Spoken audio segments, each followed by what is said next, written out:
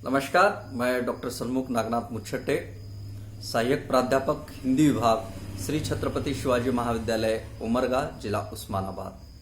आज मैं पुनः एक बार बीए तृतीय वर्ष के छात्रों के सम्मुख आया हूं। आज मैं बीए तृतीय वर्ष के पंचम सत्र के ऐच्छिक हिंदी के मुख्य प्रश्न पत्र क्रमांक 11 और मुख्य प्रश्न पत्र का नाम है साहित्य शास्त्र 1। तो इस पाठ्यक्रम में का मतलब इस मुख्य प्रश्न पत्र के पाठ्यक्रम में का एक महत्वपूर्ण पाठ काव्य का प्रयोजन, इसके संदर्भ में मैं आज अपने विचार व्यक्त करने जा रहा हूं। हम सभी लोगों को मालूम है कि इस संसार में, इस जगत में हर वस्तु किसी न किसी उद्देश्य को सामने रखकर बनाई गई है। परमात्मा ने इस संसार में जितनी भी वस्तुएं बनाई हुई हैं वो ऐसे ही नहीं बनाई हुई है। प्रत्येक वस्तु के पीछे परमात्मा का कोई न कोई उद्देश्य रहा हुआ है और उसी उद्देश्य की प्राप्ति के लिए परमात्मा ने प्रत्येक वस्तु का इस संसार में निर्माण किया हुआ है।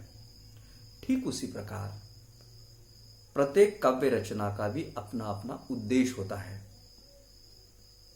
कोई भी रचना ऐसे ही नहीं बनती, उस रचना के पीछे रचनाकार का कोई न कोई उद्देश्य होता है और उसी उद्देश्य की प्राप्ति के लिए रचनाकार अपनी रचना का निर्माण करता है। अर्थात उसके माध्यम से रचनाकार जो भी कुछ चाहता है, उसके मन में जो भी कोई उद्देश्य है, उस उद्देश्य को सामने रखकर ही वो अपनी रचना का निर्माण करता है। काव्य प्रयोजन का अर्थ यही होता है कि काव्य प्रयोजन का जो तात्पर्य है, काव्य प्रयोजन का तात्पर्य है काव्य रचना का उद्देश्य, या दूसरे शब्दों में यह कहा जाए कि काव्य रचना की आंतरिक प्रेरणा शक्ति। और काव्य प्रयोजन का अर्थ होता है कि काव्य रचना से प्राप्त फल, काव्य रचना से प्राप्त फल। इसका मतलब यह है कि जिस प्रकार इस संसार में प्रत्येक वस्तु का अपने मतलब उसके निर्माण के पीछे कोई न कोई उद्देश्य है, ठीक उसी प्रकार प्रत्येक रचना के पीछे भी रचनाकार का कोई न कोई उद्देश्य होता है और उसी उद्देश्य को सामने रखकर रचनाकार अपनी रचना का निर्माण करता है। तो बिल्कुल ठीक उसी प्रकार से तो उसका अध्ययन हमारे काव्य शास्त्र के अंतर्गत काफी गंभीरता से हुआ है। वो चाहे हर एक मतलब भारतीय प्रत्येक भाषा का जो भी काव्य शास्त्र है उसमें इसका विवेचन विश्लेषण हुआ है। वैसे तो काव्य प्रयोजन का प्रथम उल्लेख अग्नि पुराण में मिलता है। उसका अत्यंत व्यापक मात्रा में उसका विवेचन उसमें किया हुआ हम लोगों को दिखाई देता है। काव्य प्रयोजन का अध्ययन करते समय इसको हम लोग 3 भागों में बांटने का प्रयास करेंगे। पहला भाग है कि काव्य प्रयोजन पर संस्कृत आचार्यों के मत, और फिर उन्होंने काव्य प्रयोजन के बारे में जो भी कुछ अपने विचार व्यक्त किए हुए हैं उनको हम लोग देखेंगे, और फिर उसके पश्चात हम लोग हिंदी आचार्यों द्वारा काव्य प्रयोजन पर मतों को देखेंगे। फिर उसके पश्चात पाश्चात्य आचार्यों द्वारा इस काव्य प्रयोजन पर जो भी व्यक्त विचार हुए हैं या जो भी मत व्यक्त हुए हैं उसको हम लोग देखेंगे। सबसे पहले हम लोग संस्कृत आचार्यों द्वारा इस काव्य प्रयोजन पर जो व्यक्त हुए हैं मत, उनको हम लोग देखेंगे। सबसे पहले आचार्य भरत ने अपने ग्रंथ नाट्यशास्त्र में उन्होंने काव्य प्रयोजन का उल्लेख किया हुआ है और उन्होंने काव्य के 6 प्रयोजन माने हैं। उन्होंने उसमें धर्म, एश, आयु, हित और फिर बुद्धि का विकास और लौकिक ज्ञान, इसको उन्होंने काव्य का प्रयोजन माना है। उसके पश्चात आचार्य भामह ने काव्य के प्रयोजन 3 माने हैं। सबसे पहला प्रयोजन उन्होंने माना है पुरुषार्थ की प्राप्ति। पुरुषार्थ 4 है, धर्म, अर्थ, काम, मोक्ष, इसमें से किसी एक की प्राप्ति करना, ये उन्होंने काव्य का प्रयोजन माना है। दूसरा है कलाओं में निपुणता, और तीसरा है कीर्ति और प्रीति की प्राप्ति। कीर्ति मतलब यश और प्रीति मतलब आनंद, उसकी प्रीति मतलब उसका आनंद, उसकी प्राप्ति। प्रीति का अर्थ एक अर्थ प्रेम भी हो जाता है, प्रेम आनंद, इसके बिल्कुल सामंजस्य में को उन्होंने यहां पर रखा हुआ है और उसको उन्होंने मतलब कीर्ति और प्रीति, इसकी प्राप्ति को उन्होंने काव्य का प्रयोजन माना है। आचार्य मम्मट ने काव्य के 6 प्रयोजन उन्होंने माने हैं। सबसे पहला प्रयोजन उन्होंने यश प्राप्ति करना, इसको उन्होंने काव्य का प्रयोजन माना है। दूसरा प्रयोजन उन्होंने धन प्राप्ति के लिए माना है। तीसरा प्रयोजन उन्होंने व्यवहार ज्ञान की प्राप्ति के लिए माना है। चौथा प्रयोजन उन्होंने अनिष्ट निवारण के लिए माना है। और पांचवा प्रयोजन उन्होंने आनंद प्राप्ति के लिए आनंद प्राप्ति को उन्होंने काव्य का प्रयोजन माना है। और अंतिम है कांता सम्मत मृदुल उपदेश देने के लिए उन्होंने काव्य का प्रयोजन माना है। अर्थात आचार्य मम्मट ने इतने इन 6 बातों पर उन्होंने व्यापक मात्रा में प्रकाश डालकर उसके माध्यम से उन्होंने काव्य के प्रयोजन को अभिव्यक्त करने का प्रयास किया हुआ है। सबसे पहले इनको हम लोग थोड़ा सा कुछ मुद्दों और उदाहरणों के द्वारा इस बात को हम लोग स्पष्ट करने का प्रयास करेंगे। जैसे कि पहला है कि यश प्राप्ति के लिए काव्य का प्रयोजन। उसके अंतर्गत जैसे हम लोग देखते हैं कालिदास, भवभूति, जायसी, इनका जो भी साहित्य है उस साहित्य के निर्माण के पीछे उद्देश्य यही है कि यश प्राप्ति करना है। यश को मूल केंद्र में रखकर ही इन रचनाकारों ने अपनी रचनाओं का सृजन किया हुआ है। दूसरा है धन प्राप्ति के लिए, क्योंकि हम लोगों को मालूम है आधुनिक काल में या आज के वर्तमान समय में आज जितना भी लेखन हुआ है वो सब कुछ अर्थ को मूल केंद्र में रखकर ही हुआ है। लेकिन उस जमाने में पहले के जमाने में भी अर्थ प्राप्ति को भी मूल केंद्र में रखकर काव्य का सृजन हुआ है। तो उसमें कई ऐसे उदाहरण हम लोगों को देखे जा सकते हैं।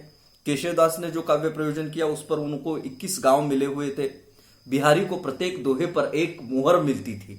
और फिर शाहनामा के लेखक जो है फिरदौसी, उनको एक शेर पर एक अशर्फी मिलती थी।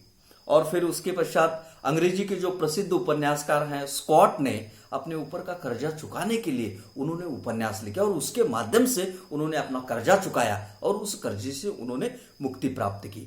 तीसरा उनका एक महत्वपूर्ण प्रयोजन है, आचार्य मम्मट ने बताया हुआ कि व्यवहार ज्ञान की प्राप्ति करने के लिए एक उनका महत्वपूर्ण काव्य प्रयोजन उन्होंने बताया है। जैसे कि तुलसी और सूर का जो इतना भी सारा जो काव्य है वो व्यवहार ज्ञान की प्राप्ति करने के लिए करने को मूल केंद्र में रखकर ही वो लिखा हुआ है। तुलसी चाहे सूर, इन्होंने बिल्कुल व्यवहार ज्ञान देने के लिए, समाज को देने के लिए उन्होंने अपने काव्य का सृजन किया हुआ है। अगला जो मुद्दा है वो है अनिष्ट निवारण के लिए। अनिष्ट संकट का निवारण करने के लिए भी काव्य का निर्माण किया गया है। इसको भी काव्य का प्रयोजन माना है आचार्य मम्मट ने। जैसे कि तुलसीदास ने हनुमान बाहुक की रचना की, वो किस लिए की? उन्होंने बाहु पीड़ा से मुक्ति पाने के लिए उन्होंने हनुमान बाहुक की रचना की। मम्मट ने काव्य प्रकाश में उन्होंने मयूर कवि का वर्णन किया है। यह वर्णन उन्होंने कुष्ठ रोग का निवारण करने के लिए किया है। जैसे कि हम लोगों को मालूम है कि प्रगतिवादी कवियों ने अपनी कविता के माध्यम से व्यक्ति और समाज के कष्टों का निवारण करने का प्रयास उन्होंने अपनी कविताओं के माध्यम से किया हुआ है। अगला है कि जैसे कि आनंद प्राप्ति के लिए, आनंद को भी मूल केंद्र में रखकर हमारे विद्वानों ने काव्य का प्रयोजन किया है। जैसे कि आचार्य मम्मट ने ही नवरस रुचिरा, ये जो ग्रंथ है, उस ग्रंथ में उन्होंने आनंद को ही सबसे ज्यादा महत्व दिया है। अगला है कांता सम्मत मृदुल उपदेश। कांता सम्मत मृदुल उपदेश देने के लिए भी काव्य का सृजन हुआ है। इसको भी काव्य का प्रयोजन माना है। कांता का अर्थ होता है पत्नी, पत्नी के समान या प्रेयसी के समान मृदुल या मधुर उपदेश देने के लिए भी काव्य का सृजन हुआ है। जैसे कि उदाहरण के तौर पर बिहारी राजा जयसिंह के दरबार में कवि के रूप में कार्य करते थे, लेकिन राजा जयसिंह ये बिल्कुल अपने रंगरलियों में ही वह व्यस्त थे, मग्न थे, रत थे और उनका ध्यान अपनी जनता की ओर नहीं था, अपने राज्य की ओर नहीं था। जनता की सेवा वगैरह करना वो बिल्कुल भूल चुके थे। अपने कर्तव्य के प्रति वो बिल्कुल अपने कर्तव्य से वो अपने पीठ वो मुड़ चुके थे, उससे वो बाजू में हट गए थे और इसलिए जनता काफी परेशानी में पड़ गई थी। तो ऐसे समय में उस राजा को सचेत करने के लिए, उस राजा को जागृत करने के लिए, उस राजा को उसके कर्तव्य का बोध कराने के लिए कोई भी आगे नहीं आ रहा था। तो उस समय बिहारी ने उन्होंने क्या किया कि बिहारी ने बिल्कुल एक दोहा उस पर लिखा और उसके माध्यम से उन्होंने उस राजा को उपदेश देने का काम किया। उन्होंने एक दोहा लिखा। वो दोहा ऐसा है कि नहीं पराग नहीं मधुर, मधुर नहीं विकास इति काल, अली कली ही सविंगो आगे कौन हवाल। और इसके माध्यम से उन्होंने राजा जयसिंह को उसके कर्तव्य का कर्तव्य के प्रति सचेत कराया और उसके कर्तव्य के प्रति उसको मोड़ा। अगले में मतलब आगे के जो विद्वान हैं आचार्य विश्वनाथ ने साहित्य दर्पण में इन्होंने भी पुरुषार्थ की प्राप्ति को ही काव्य का प्रयोजन माना है। बिल्कुल ठीक आचार्य भामह की तरह ही इन्होंने भी उसका समर्थन किया हुआ है। रुद्रट ने मोक्ष की प्राप्ति को काव्य का प्रयोजन माना है। आनंदवर्धन ने प्रीति के आनंद की प्राप्ति करने के लिए काव्य प्रयोजन उसको उन्होंने काव्य का प्रयोजन माना है। हेमचंद्र ने आनंद को काव्य का प्रयोजन माना है। फिर इसके पश्चात ये सारे जो मत है ये सारे मत हमारे संस्कृत आचार्यों के काव्य प्रयोजन पर मत हुए। अब हम लोग हिंदी विद्वानों के काव्य प्रयोजन पर मत देखेंगे। सबसे पहले तुलसीदास ने स्वांत सुखाय को काव्य का प्रयोजन माना। भिखारीदास ने यश को काव्य का प्रयोजन माना। कुलपति मिश्र ने यश, धन और व्यवहार ज्ञान इसको प्राप्त करने के लिए इसको उन्होंने काव्य का प्रयोजन माना। मैथिली शरण गुप्त जी ने मनोरंजन और उपदेश इसको उन्होंने काव्य का प्रयोजन माना। डॉक्टर नगेंद्र ने आनंद और लोक मंगल की भावना इसको उन्होंने काव्य का प्रयोजन माना। डॉक्टर गुलाब राय ने रसानंद को काव्य का प्रयोजन माना। प्रेमचंद ने अनुभूति की तीव्रता बढ़ाना इसको उन्होंने काव्य का प्रयोजन माना। फिर आचार्य रामचंद्र शुक्ल जी ने लोक मंगल की साधनावस्था और रसानुभूति इसको उन्होंने काव्य का प्रयोजन माना। और डॉक्टर हजारी प्रसाद द्विवेदी ने मनुष्य जाति के हित को उन्होंने काव्य का प्रयोजन माना। अब इसके पश्चात हम लोग पाश्चात्य विद्वानों द्वारा व्यक्त काव्य प्रयोजन पर जो भी अलग अलग मत है उसको हम लोग देखेंगे। सबसे पहले सुकरात ने दैवी प्रेरणा को उन्होंने काव्य का प्रयोजन माना। फिर बाद में प्लेटो, टॉल्स्टॉय, रस्किन इन्होंने लोक मंगल की भावना को उन्होंने काव्य का प्रयोजन माना। अरस्तु ने आनंद को काव्य का प्रयोजन माना। फिर होरेस ने आनंद और लोक कल्याण की भावना को उन्होंने काव्य का प्रयोजन माना। मैथ्यू आर्नोल्ड ने जीवन की व्याख्या करना या जीवन को व्याख्यायित करना इसको उन्होंने काव्य का प्रयोजन माना। और फिर इसमें हम लोगों को ये भी मालूम हो जाता है कि पाश्चात्य काव्य शास्त्र में काव्य प्रयोजन पर काफी गहरा चिंतन हुआ है। इसके अलावा उन्होंने कुछ अन्य भी काव्य के प्रयोजन माने हैं और उसके आधार पर उन्होंने अपनी बात स्पष्ट करने का प्रयास किया है। इसका मतलब ये नहीं है कि पाश्चात्य काव्य प्रयोजन पर केवल पाश्चात्य काव्य शास्त्र पर ही में ही गहरा चिंतन हुआ है, ऐसा नहीं है। भारतीय काव्य शास्त्र में भी हुआ है, परंतु पाश्चात्य काव्य शास्त्र में अलग अलग दृष्टियों को ध्यान में रखकर ये काव्य प्रयोजन वहां पर माने गए हैं।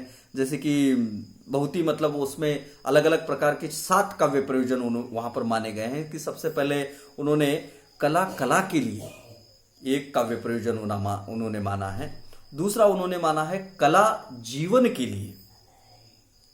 तीसरा प्रयोजन माना है उन्होंने कला जीवन से पलायन के लिए। चौथा प्रयोजन उन्होंने माना है कला जीवन के संघर्ष में प्रवेश करने के लिए। अगला प्रयोजन उन्होंने माना है कला उपदेश के लिए। फिर अगला उन्होंने प्रयोजन ये माना है कला आत्म परिष्कार के लिए। और फिर उन्होंने और एक प्रयोजन उन्होंने माना है कला आत्मानुभूति के लिए। और फिर आगे का और एक उन्होंने प्रयोजन माना है कला आनंद और मनोरंजन के लिए। और अंतिम उन्होंने माना है कला सृजन की अदम्य इच्छा के लिए। और साथ में उन्होंने इस बात को भी इसको भी उन्होंने काव्य प्रयोजन के अंतर्गत माना है कि कला अचेतन मन की अभिव्यक्ति के लिए। मतलब पाश्चात्य काव्य शास्त्र में काव्य प्रयोजन पर इतने अलग अलग विषयों को लेकर, अलग अलग दृष्टियों को लेकर इस पर गंभीर विवेचन हुआ है। और इसीलिए मैंने ये कहा हुआ है कि पाश्चात्य काव्य शास्त्र में काव्य प्रयोजन पर काफी गहरा चिंतन हुआ है। इसका मतलब ये नहीं है कि मैं पाश्चात्य काव्य शास्त्र को इधर बाजू में नहीं हटा रहा हूं, बिल्कुल। लेकिन पाश्चात्य काव्य शास्त्र में इस विषय पर इस विषय को लेकर अलग अलग दृष्टियों से सोचा गया है।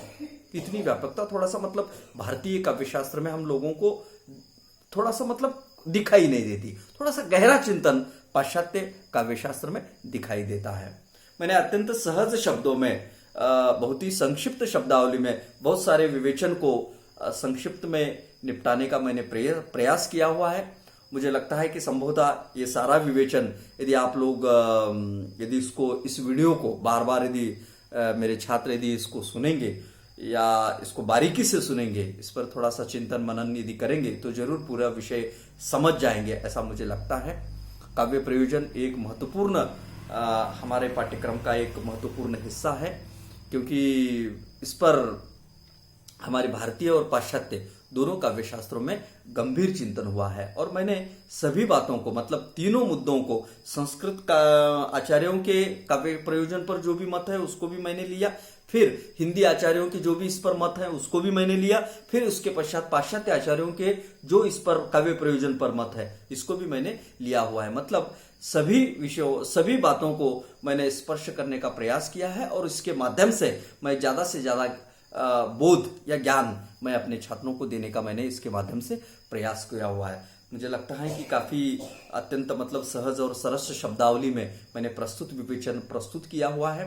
आप लोग मेरे छात्र बीए तृतीय वर्ष के ऐच्छिक हिंदी के छात्र इसको बारीकी से सुने, बार बार सुने, और जो भी यदि कोई मुद्दा आप लोगों के समझ में यदि न आता हो तो कृपया मुझे मेरे व्यक्तिगत नंबर पर आप फोन कर मुझे उसके संदर्भ में सूचित कर सकते हैं, या उसके संदर्भ में आप मुझे पूछ सकते हैं और अपनी समस्याओं का समाधान करके ले सकते हैं। धन्यवाद। नमस्ते।